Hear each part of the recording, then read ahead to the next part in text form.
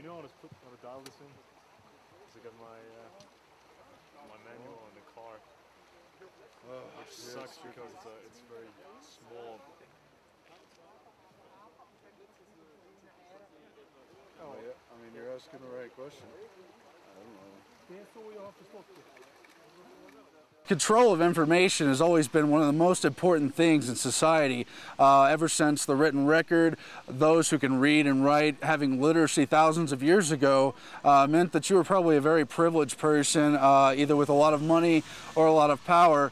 Now we have almost the Library of Alexandria at our fingertips on the internet for those who want to find the truth, for those who want to ask the real questions and try to find out what's going on. So absolutely the internet has been essential in the rapid global awakening, and elitists like Zbigniew Brzezinski, the former national security advisor, the grand chessboard strategist who works all around the world in geopolitics, he himself gave a speech saying he's concerned about the pace of the global awakening, that for the first time in the 21st century, people around the world, regular people, are awakened to the truth of what's going on. More than 70% of Americans in polls have voted against the Iraq war, have voted to end the Afghanistan war.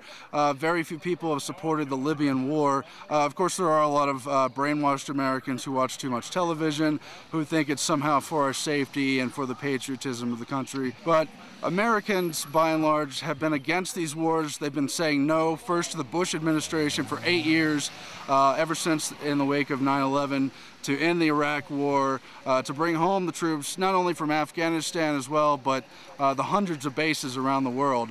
There have been candidates who've tried to call for bringing home the troops, but yet it's not reported in the media, especially in the foreign media. They don't see that Americans of all political stripes have been out protesting the wars, protesting the clampdown on free speech. Just up the road from here at St. Moritz is Davos, where plenty of elitists come every year to talk about trade, to talk about business, to talk about trends in politics.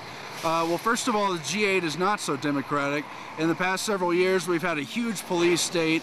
At the last G8 meeting in Canada, Toronto, they had over $1 billion spent on a police force to totally clamp down the whole downtown of the city, to keep out protesters, to arrest protesters who dare to speak up or break little petty rules. But what makes Bilderberg so important is that they meet behind closed doors. They're the people that you would recognize as the military-industrial complex. Sure, they're businessmen, but they're more than that. They have their hands on the political power, on the military powers, and they seek to integrate them. They seek to have greater cooperation and centralized control, and most importantly, they believe in autocracy. They believe in a fascistic dictatorship. They do not believe in democracy. They don't want to follow the will of the people, and they are seeking to undermine it through their cartel of business, through their cartel of insider trading. They have the first bids on new areas of business. They know which areas are likely to grow because they work with the people who are going to grow those markets. They also know what wars are going to start, when they're going to start.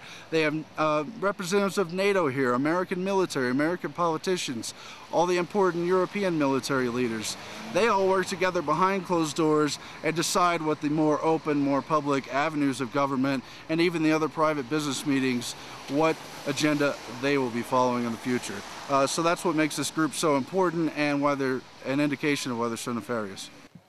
All right, will you film? Yep. I'm already rolling. Okay, I'm standing here with Alex from InfoKrieg in Germany, and we've just had another update on the supposed bomb threat up at the Bilderberg meeting, just up the hill from where. They're looking at it. If it's a bomb or not, we're not sure. We're going to find out soon, I hope. And hopefully...